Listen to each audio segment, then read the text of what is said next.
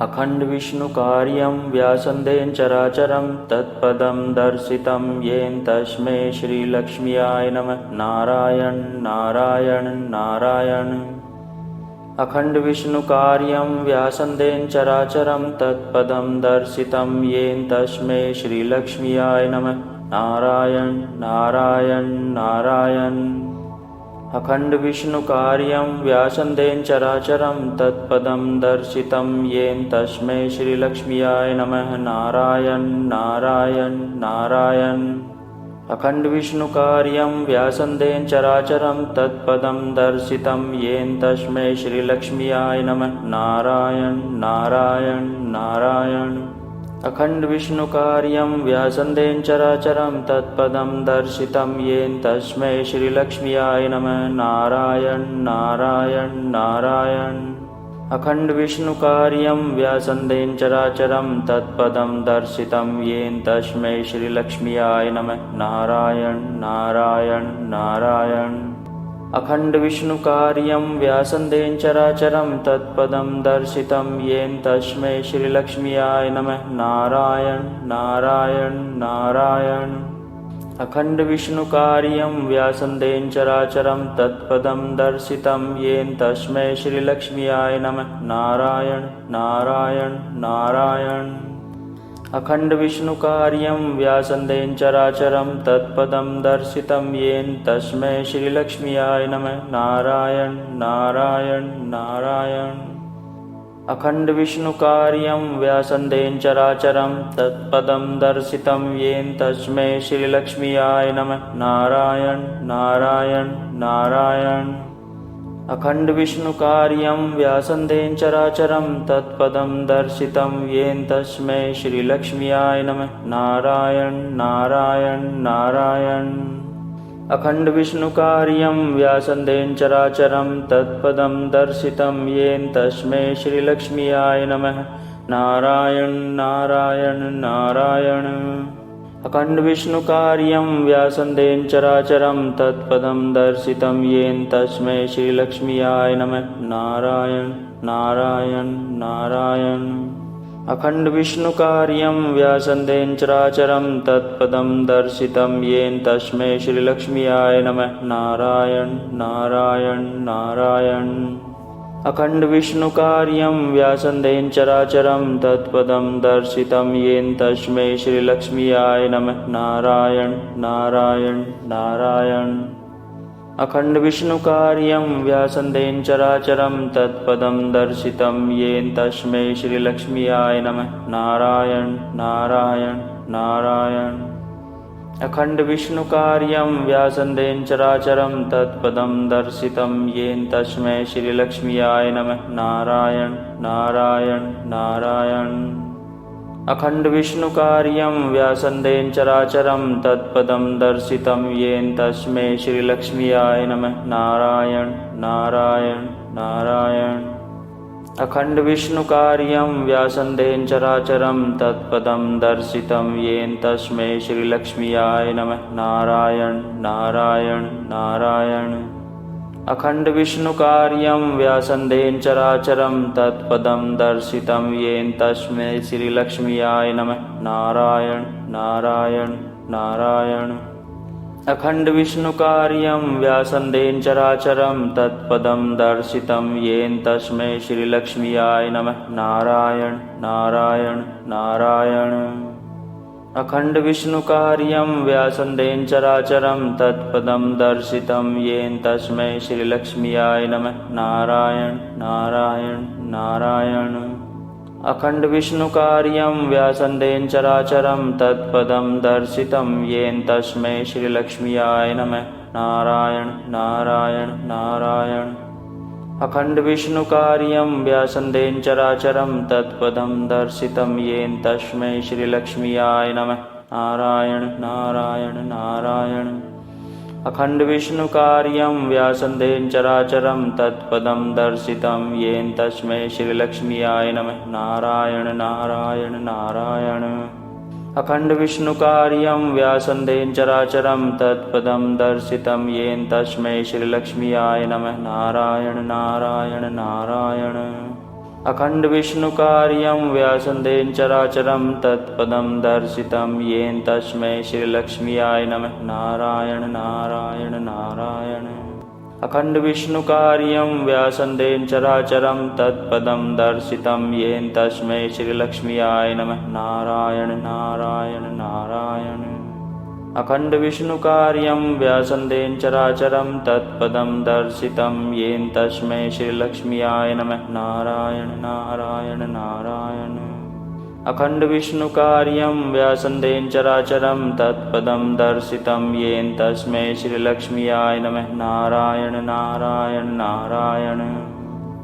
अखण्डविष्णुकार्यं व्यासन्देन चराचरं तत्पदं दर्शितं येन तस्मै श्रीलक्ष्म्याय नमः। नारायण नारायण नारायण। अखण्डविष्णुकार्यं व्यासन्देन चराचरं तत्पदं दर्शितं येन तस्मै श्रीलक्ष्म्याय नमः। नारायण नारायण नारायण। अखण्डविष्णुकार्यं व्यासन्देन चराचरं तत्पदं दर्शितं येन तस्मै श्रीलक्ष्म्याय नमः। नारायण नारायण नारायण। अखण्डविष्णुकार्यं व्यासन्देन चराचरं तत्पदं दर्शितं येन तस्मै श्रीलक्ष्म्याय नमः। नारायण नारायण नारायण। अखण्डविष्णुकार्यं व्यासन्देन चराचरं तत्पदं दर्शितं येन तस्मै श्रीलक्ष्म्याय नमः। नारायण नारायण नारायण। अखण्डविष्णुकार्यं व्यासन्देन चराचरं तत्पदं दर्शितं येन तस्मै श्रीलक्ष्म्याय नमः। नारायण नारायण नारायण। अखण्डविष्णुकार्यं व्यासन्देन चराचरं तत्पदं दर्शितं येन तस्मै श्रीलक्ष्म्याय नमः। नारायण नारायण नारायण। अखण्डविष्णुकार्यं व्यासन्देन चराचरं तत्पदं दर्शितं येन तस्मै श्रीलक्ष्म्याय नमः। नारायण नारायण नारायण।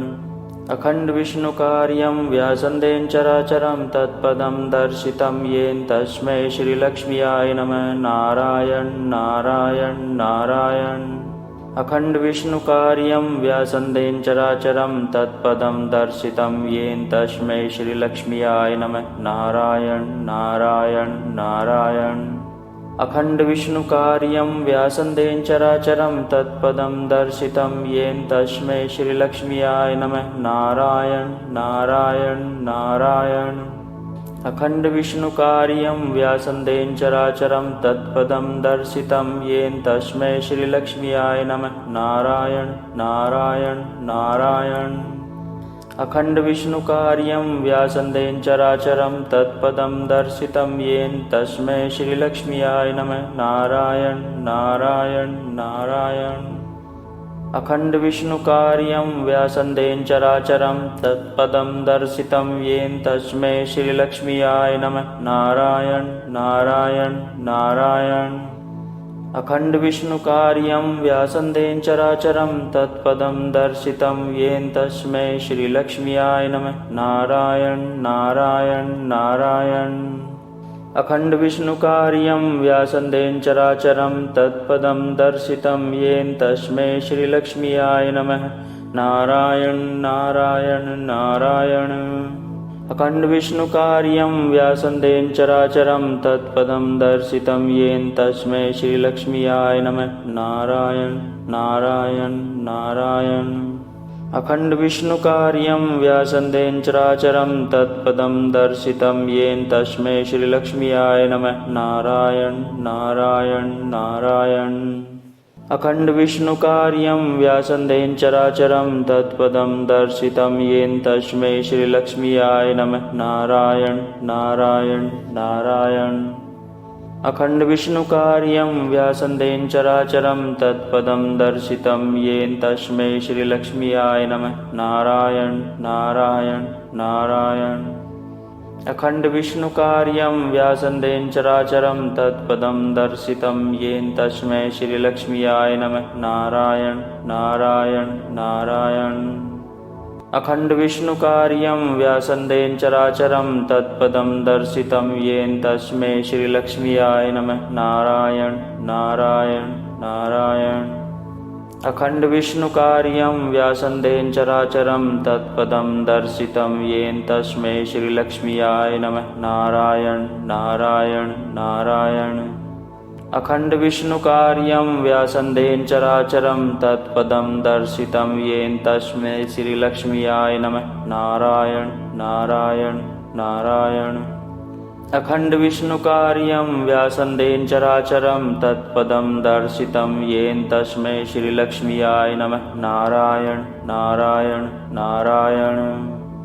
अखण्डविष्णुकार्यं व्यासन्देन चराचरं तत्पदं दर्शितं येन तस्मै श्रीलक्ष्म्याय नमः। नारायण नारायण नारायण। अखण्डविष्णुकार्यं व्यासन्देन चराचरं तत्पदं दर्शितं येन तस्मै श्रीलक्ष्म्याय नमः। नारायण नारायण नारायण। अखण्डविष्णुकार्यं व्यासन्देन चराचरं तत्पदं दर्शितं येन तस्मै श्रीलक्ष्म्याय नमः। नारायण नारायण नारायण।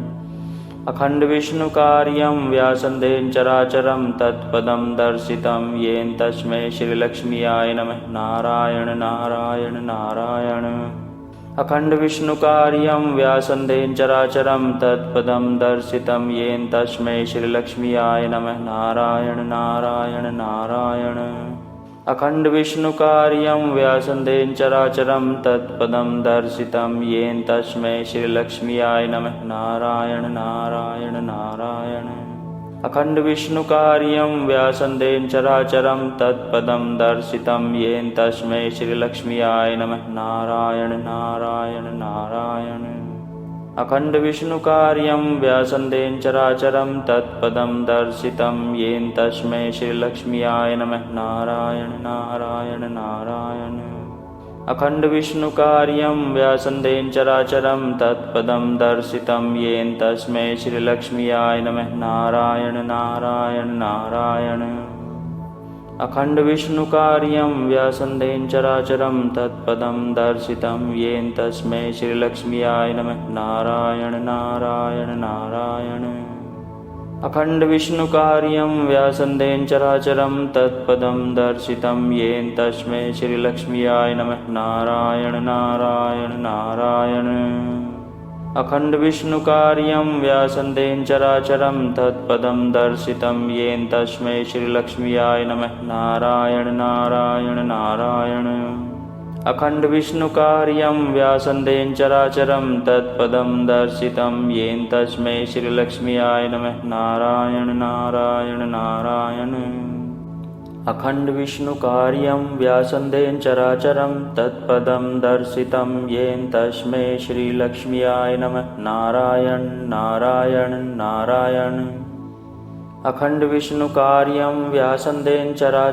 तत्पदं दर्शितं येन तस्मै श्रीलक्ष्म्याय नमः। नारायण नारायण नारायण। अखण्डविष्णुकार्यं व्यासन्देन चराचरं तत्पदं दर्शितं येन तस्मै श्रीलक्ष्म्याय नमः। नारायण नारायण नारायण। अखण्डविष्णुकार्यं व्यासन्देन चराचरं तत्पदं दर्शितं येन तस्मै श्रीलक्ष्म्याय नमः। नारायण नारायण नारायण। अखण्डविष्णुकार्यं व्यासन्देन चराचरं तत्पदं दर्शितं येन तस्मै श्रीलक्ष्म्याय नमः। नारायण नारायण नारायण। अखण्डविष्णुकार्यं व्यासन्देन चराचरं तत्पदं दर्शितं येन तस्मै श्रीलक्ष्म्याय नमः। नारायण नारायण नारायण। अखण्डविष्णुकार्यं व्यासन्देन चराचरं तत्पदं दर्शितं येन तस्मै श्रीलक्ष्म्याय नमः। नारायण नारायण नारायण। अखण्डविष्णुकार्यं व्यासन्देन चराचरं तत्पदं दर्शितं येन तस्मै श्रीलक्ष्म्याय नमः। नारायण नारायण नारायण। अखण्डविष्णुकार्यं व्यासन्देन चराचरं तत्पदं दर्शितं येन तस्मै श्रीलक्ष्म्याय नमः। नारायण नारायण नारायण। अखण्डविष्णुकार्यं व्यासन्देन चराचरं तत्पदं दर्शितं येन तस्मै श्रीलक्ष्म्याय नमः। नारायण नारायण नारायण। अखण्डविष्णुकार्यं व्यासन्देन चराचरं तत्पदं दर्शितं येन तस्मै श्रीलक्ष्म्याय नमः। नारायण नारायण नारायण। अखण्डविष्णुकार्यं व्यासन्देन चराचरं तत्पदं दर्शितं येन तस्मै श्रीलक्ष्म्याय नमः। नारायण नारायण नारायण। अखण्डविष्णुकार्यं व्यासन्देन चराचरं तत्पदं दर्शितं येन तस्मै श्रीलक्ष्म्याय नमः। नारायण नारायण नारायण। अखण्डविष्णुकार्यं व्यासन्देन चराचरं तत्पदं दर्शितं येन तस्मै श्रीलक्ष्म्याय नमः। नारायण नारायण नारायण। अखण्डविष्णुकार्यं व्यासन्देन चराचरं तत्पदं दर्शितं येन तस्मै श्रीलक्ष्म्याय नमः। नारायण नारायण नारायण। अखण्डविष्णुकार्यं व्यासन्देन चराचरं तत्पदं दर्शितं येन तस्मै श्रीलक्ष्म्याय नमः। नारायण नारायण नारायण। अखण्डविष्णुकार्यं व्यासन्देन चराचरं तत्पदं दर्शितं येन तस्मै श्रीलक्ष्म्याय नमः। नारायण नारायण नारायण। अखण्डविष्णुकार्यं व्यासन्देन चराचरं तत्पदं दर्शितं येन तस्मै श्रीलक्ष्म्याय नमः। नारायण नारायण नारायण। अखण्डविष्णुकार्यं व्यासन्देन चराचरं तत्पदं दर्शितं येन तस्मै श्रीलक्ष्म्याय नमः। नारायण नारायण नारायण। अखण्डविष्णुकार्यं व्यासन्देन चराचरं तत्पदं दर्शितं येन तस्मै श्रीलक्ष्म्याय नमः। नारायण नारायण नारायण। अखण्डविष्णुकार्यं व्यासन्देन चराचरं तत्पदं दर्शितं येन तस्मै श्रीलक्ष्म्याय नमः। नारायण नारायण नारायण। अखण्डविष्णुकार्यं व्यासन्देन चराचरं तत्पदं दर्शितं येन तस्मै श्रीलक्ष्म्याय नमः। नारायण नारायण नारायण। अखण्डविष्णुकार्यं व्यासन्देन चराचरं तत्पदं दर्शितं येन तस्मै श्रीलक्ष्म्याय नमः। नारायण नारायण नारायण। अखण्डविष्णुकार्यं व्यासन्देन चराचरं तत्पदं दर्शितं येन तस्मै श्रीलक्ष्म्याय नमः। नारायण नारायण नारायण। अखण्डविष्णुकार्यं व्यासन्देन चराचरं तत्पदं दर्शितं येन तस्मै श्रीलक्ष्म्याय नमः। नारायण नारायण नारायण। अखण्डविष्णुकार्यं व्यासन्देन चराचरं तत्पदं दर्शितं येन तस्मै श्रीलक्ष्म्याय नमः। नारायण नारायण नारायण।